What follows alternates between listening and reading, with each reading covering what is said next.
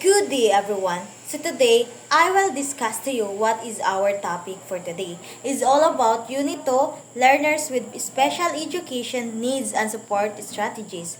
E, gifted and talented learners, characteristic and differentiated instruction strategies. And B, learners with visual impairments, types of visual impairments and classroom strategies. But before that, let me remind to you our objectives. Identify characteristics of gifted learners and types of visual impairments. Apply differentiated instructions and classroom strategies. Appreciate learners' unique strengths and needs. Introduction to learners with special education needs. Scene. Learners who have learning difficulties of disabilities that make it harder to learn compared to peers of the same age. Importance of understanding diverse needs is recognizing individual strengths and challenges. Help teachers provide appropriate support, ensuring all learners can succeed. Statistic is approximately 15% of students worldwide have some form of special education needs. Section E. Gifted and talented learners. What is gifted and talented learners? Okay, learners with exceptional abilities or potential areas of giftedness. First is intellectual, academic, creative, leaderships, and artistic. What is intellectual? Intellectual is ability to think deeply, reason logically, understand conflict ideas, and solve problems easily. So example of that one is learner quickly understands difficult lessons. And next is academic. Academic is high ability in school subjects such as math, science, English, or social studies. Example of that one is reads above grade level, consistently gets high grades. So they have academic like they are smart person, creative, ability to think of new original and imaginative ideas. So example is writes original stories or poems. Then thinks of unique solution to problems and enjoy inviting ideas or designs or projects. Next is leadership. Ability to guide, influence, and organize others effectively. So examples is become a group leaders in activity. So we try as a leader. And next is helps classmates and makes fair decisions and confident in speaking and organizing tasks. That is leadership. Next is artistic. Exceptional ability in the arts such as music, drawing, dancing, acting, or crafts. So all of us know how to dance, drawing, acting, or crafts. So example is draw or points very well. The next is plays musical instruments and escape fully. So we already know how to dance. We already tried how to drawing. So that is one of the example of artistic. Characteristic of gifted learners. Advanced thinking and problem solving skills. High creativity and originality. Strong motivation and curiosity. They have advanced thinking na sila kaugalingong panghuna-huna and they can easily solve their problem solving skills. So that is the characteristic of gifted learners. Is differentiated instructions. Content, adjust what learners study.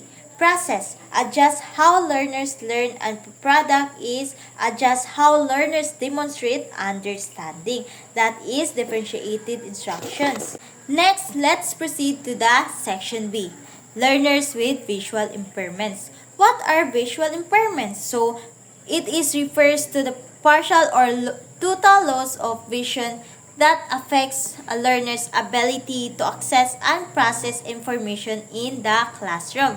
Then the impact on learning is students may face challenging in reading, writing, and participating in visual-based activities. So, they have challenging when it comes about reading and writing. So, maglisod sila about ana.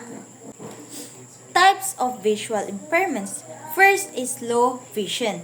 Limited vision can see shapes and some ideas.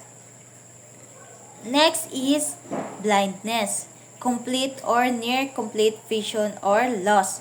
Then next is color blindness is difficulty distinguishing certain colors, and the other conditions includes visual processing disorders or partial signs limitations. So when we talk about low vision is they can see but just limited, and if the letters is far sighted is they cannot see easily.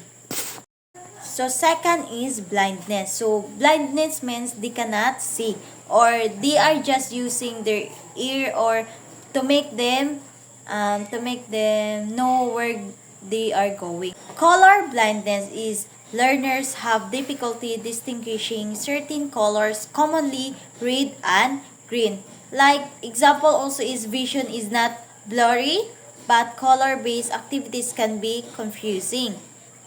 Teachers should avoid using color alone with giving instructions. That is very important. Other visual conditions is example is these include visual processing disorders and partial sight limitations. Then second is the eyes may be healthy but the brain has difficulty interpreting visual information. The next is learners may struggle with reading, copying from the board, or recognizing shapes. So this is very important. The teacher must know how to handle the students. Classroom strategies provide braille or large print materials. Second is use tactile learning aids and audio resources.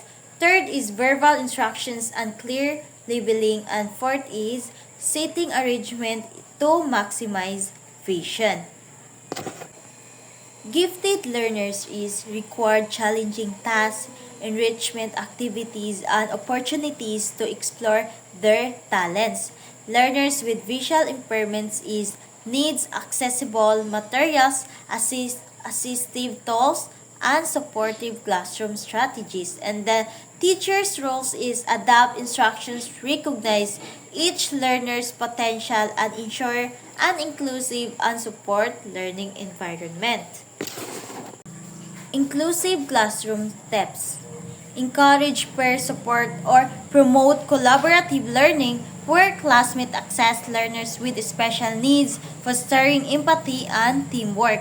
Use multi-sensory teaching methods, incorporate visual, auditory, and tactile activities to engage all learners and accommodate different learning styles. Then, regularly check understanding. Continuously assess comprehension through questioning, feedback, or alternative assessments to ensure all learners are following the lesson. I hope you understand my topic for today, and that's all for today. Thank you so much. Bye.